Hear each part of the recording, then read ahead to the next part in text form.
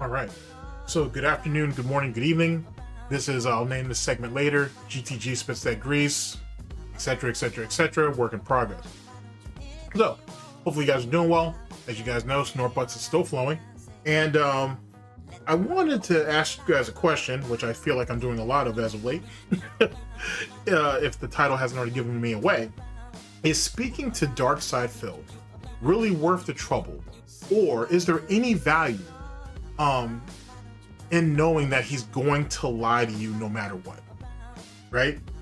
So coming off of the most recent interview with the Truth Seekers, and going back and listening to the side scroller interview again, for any of you who may have listened to it recently, coming off of both of those interviews, do you really feel like it's really worthwhile to speak to Darksydephil? Does it really have any meaning? Does it hold any value? Is picking his brain for whatever that's worth, which probably isn't much left to pick, it's probably just soup at this point. Is there really any point to it? Do you guys feel like whenever you guys stepped into the DSP Detractor community or started watching it, do you feel like over the years that there's a point anymore? I still think that there's value in catching him in certain lies and whatnot, because I automatically assume he's gonna lie anyway. You know what I'm saying? The only time that the truth may seep out is if he's trying to cover up for another lie, or if he can't throw, his parents or cat or his mods or his donators under the bus and shit. Because as I said in a previous video, he will sacrifice aspects of himself to save the whole, right? Like, it's like if you get frostbite, right? Your body will surrender your limbs and stuff like that so it can keep your core intact. DSP is really no different, you know what I'm saying? He looks at people as aspects of himself, and that's why it's second nature for him to sacrifice them as quickly as he does and with the type of callous that he exhibits. I used to think, okay, talking to him and whatnot, I can maneuver him here, I can maneuver him there, whatever, and I've always felt like I was always confident enough to believe that I could get what I want out of him. But I don't even really know that it matters anymore, because like most of the stuff, I would say easily 90% of the stuff that he says we know is a lie, and we've already sussed out the bullshit. Is there enough evidence to corroborate it, to make it admissible to the wider audience and whatnot? Not necessarily. A lot of it's speculation, which is one of the things that I enjoy about being a detractor, is speculating on shit. You know what I'm saying? Yeah, it's fun to have evidence and be able to prove it, but the speculating part has always been the funnest aspect of the DSP detractor community, to be honest with you. It was one of the hallmark moments, I think, of the Escort saga. Every day was a new thing to suss out, you know what I'm saying, and then put in the video form and get it out there. No matter who it was, you were contributing in some way, shape, or form to the overall, arc. And it's early. I haven't got my SnortBucks in me yet. And it's become a thing.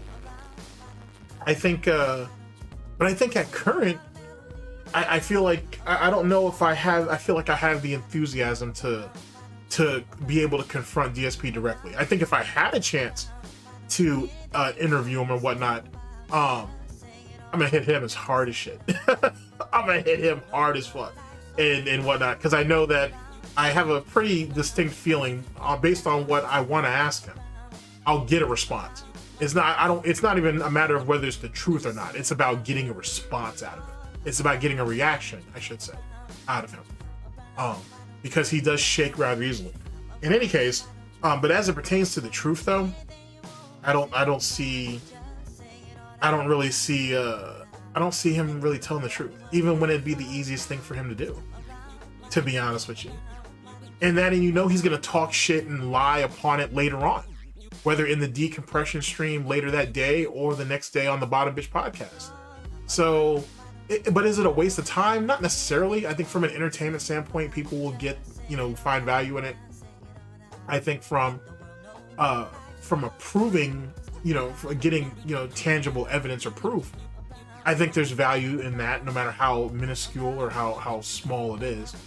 But overall, getting DSP to come clean You know what I'm saying? Just to take the burden off of himself, he can't. All those lies are part of his armor. He can't relinquish it. He just can't. You know what I'm saying? That he's one of these sniveling rat type people who he needs to feel like he's the smartest person in the room. He needs to feel like he has something over you. He needs to feel like you're not completely and utterly in the know. It's what gives him strength, to be honest with you. And there you go. It's kind of silly, it's kind of crazy, but it is what it is. I think that's really what it's kind of come down to. He'll whatever value you pull out of a DSP interview is whatever you pull out of it. To be honest, you know what I'm saying? I think if you want something that rattles him, the real situation with him and Panda, for example, I think that's a great talking point to be like, hey, what really happened with that? What was really going on? What did she do to you, Phil? Here's the doll. Tell us where she touched you and whatnot. But even then, I think there's something incredibly humiliating about that particular subject that he don't want to speak on. That he just doesn't have it in him to talk about. Anything that makes DSP look stupid, vulnerable, inept, whatever, he's never gonna let that out. And by the time if you discover it, he'll just turn to stone. He'll just become a wall and whatnot. And then that's when people start getting banned and everything like that. That's why the what is that? The 222 thing is the new what is it? 1651, I think now, or whatever that meme is. Well, not whatever, but that's the Jenna meme and whatnot. It's become the new meme and shit. And to be honest with you, I'm sure that hurts like hell, knowing that the police don't look at you as a normal person. You're not the high functioning individual that you try to portray yourself as. You're looked at as a weirdo. And you know what I'm saying? You're looked at as someone who's a strain on the community and on set resources of that community. And that must chap his ass something fierce. But we'll talk about it in another video. So for me, ladies and gentlemen, no, I don't really see any value. Unless you're going in there for entertainment purposes to get a reaction out of him. I don't think you're going to be able to get a real answer out of him. I don't know if it, and I don't even know if it has the value it once held, to be honest with you. Because the more civil, the more reasonable you are with him, the more he feels like he can manipulate you and lull you and basically rock your ass to sleep. The more abrasive, I should say, the more aggressive, the more assertive you are, the more that he's just gonna crawl back into his fucking hole, to be honest with you. And he'll feed you whatever lies he can in both situations just to get through it. That's my own personal opinion and whatnot from what I've observed, but I don't really see anything else upon anything else. And yet again, I don't think DSP is ever going to really give a Detractor a one-on-one, not anytime soon anyway. But I look at it as he needs a median. He's going to need a mediator, I should say, someone to basically keep things in line, so he can keep his lies in his head and formulate new ones to kind of push the conversation along. That's pretty much it. He's going to give you so much bloat. He's going to give you so much word salad, empty calories that it won't hold water no matter what. I promise you, it won't hold water. And it's unfortunate, to be honest with you. It's very unfortunate, but I also look at it as that's just the way it is. You know what I'm saying? Like, Wings of Redemption would break under pressure. Boogie would break under pressure. Low Tier God, I think, honestly, would sooner than later end up giving the information up. Obviously, Cobra would eventually give it up, if not being tricked into it. Most lolcows will just give it up and just want to get it over with. DSP perceives himself as greater than those people. He probably perceives himself as greater than all people. So he's not going to do that. You'll never get a real answer or straight answer out of him. Remember, ladies and gentlemen, an answer is an answer. Doesn't matter if it's the truth or being honest. An answer is an answer. So that's what I see off that. And truth be told, I think that's why speculation is important, because it drives the narrative. It drives it is the drive that causes people to want to go out there and find out for sure, find out for real. You know, DSP is an unreliable source, and he's going to give you a made up or a false narrative. So I think speaking to him theoretically doesn't provide much if you're looking for the truth.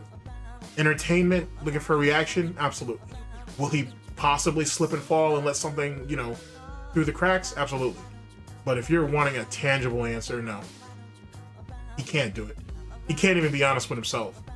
How can he be honest with anybody else? Speaking of which, an interesting tidbit, this will be in another video, but I had said in a previous video, before I actually heard the call, that DSP was definitely not going to let somebody come to his house, right? So either he was going to talk to them over the phone, or he was going to go down to the precinct. Didn't go down to the precinct. Apparently he did this over the phone or by email or both.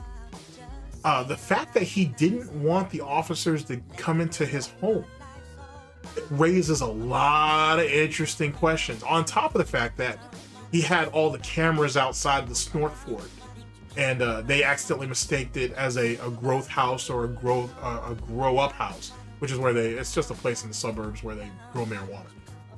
Basically, that's all that is. But the fact that that was her initial thought, the officer in question, was really surprising. But yeah, he didn't want to let them in his home.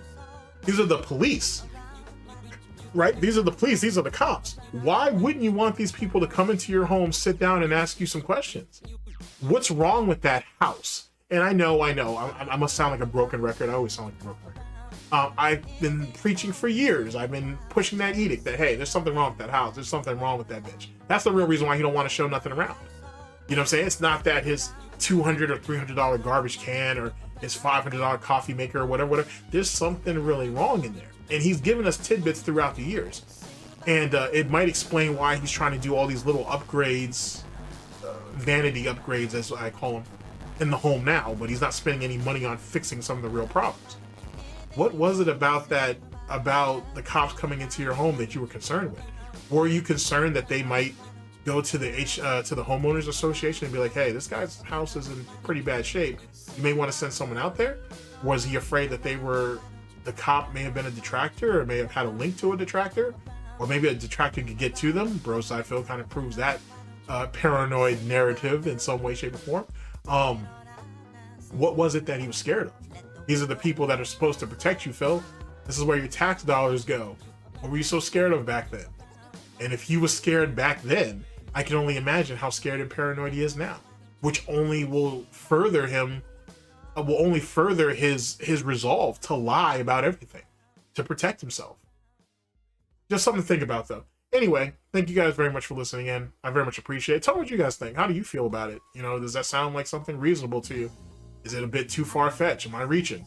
And so on and so forth. And like I said, I'll work on that video on the, you know, what the officer said, what she saw, and everything that kind of came out of that. Because if you guys haven't heard that call, that's an interesting call.